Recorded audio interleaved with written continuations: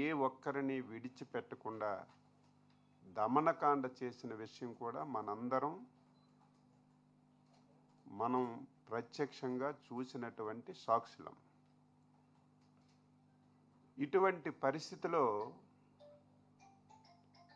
ప్రజలందరూ కూడా అచంచలమైనటువంటి విశ్వాసం, నమ్మకంతో చంద్రబాబు నాయకత్వంలో ఎన్డీఏ పార్టీకి అధికారాన్ని ఇచ్చారు.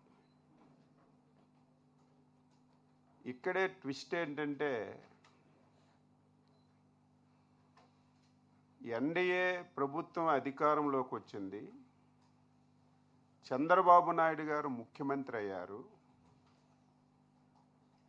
నా పరిపాలనలో ఈ రాష్ట్రాన్ని పూర్తిగా భ్రష్టు పట్టించాను, ఈ రాష్ట్రాన్ని మళ్ళీ గాడిలో పెట్టాలన్నా, ఈ రాష్ట్రాన్ని మళ్ళీ పునర్నిర్మాణం చెయ్యాలన్నా చంద్రబాబు నాయుడికి కూడా సాధ్యపడదు. చంద్రబాబు నాయుడు అధికారం చేపట్టినా ప్రజల్లో విశ్వాసం పొందలేరని చెప్పి గతంలో పరిపాలించినటువంటి ముఖ్యమంత్రి గారు అనుకున్నారు. కానీ ఎవరికి ఊహకందని విధంగా, నేను కూడా ఊహించని విధంగా ఇన్ని కష్టాలున్నా, ఇన్ని ఇబ్బందులున్నా సమర్థవంతమైనటువంటి నాయకత్వాన్ని ఇచ్చి కేంద్ర ప్రభుత్వం మోడీ గారి సహాయ సహకారాలు తీసుకొని 5 సంవత్సరాల్లో ఈ రాష్ట్రంపై ఉన్నటువంటి నమ్మకాన్ని పోగొట్టారు. మళ్ళీ నమ్మకాన్ని తీసుకొచ్చి ఈ రాష్ట్రాన్ని ఒక గాడిలో పెట్టిన విషయం మనందరికీ తెలుసు. దానికి సాక్ష్యం మనకు వస్తున్నటువంటి పరిశ్రమలు, మన రాష్ట్రంలో జరుగుతున్నటువంటి అభివృద్ధి, సంక్షేమం అని చెప్పి తెలియజేస్తున్నాను. ఈ సందర్భంలో యాజ్ యూజువల్గా 2 మాసాలకో 3 మాసాలకో ఒకసారి రావటం, తాడేపల్లి ప్యాలెస్లో ప్రెస్ మీట్ పెట్టడం ఆనవాయితీగా జరుగుతుంది. నిన్న కూడా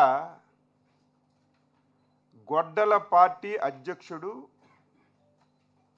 పాత్రికేయుల సమావేశాన్ని పెట్టారు. దాదాపుగా 2 గంటల 35 నిమిషాలు పెట్టాడు. మొదటి అక్షరం నుంచి చివరి అక్షరం వరకు మొత్తం నేను అబ్జర్వ్ చేశాను, ఏమి మాట్లాడుతున్నాడు అని చెప్పి. ఆయన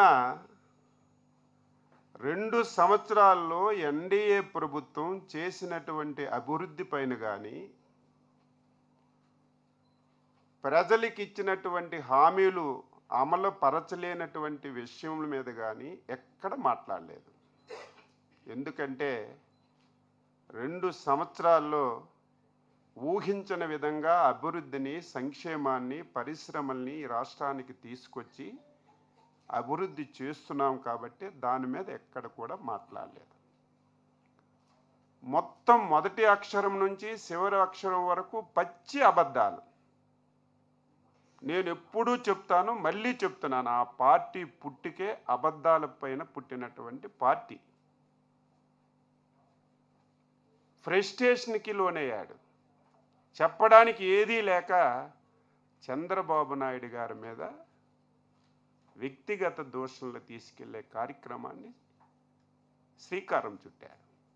అది కూడా గుండెపోటుతో చచ్చిపోతారని, ఇదే చివరి ఎన్నికలని.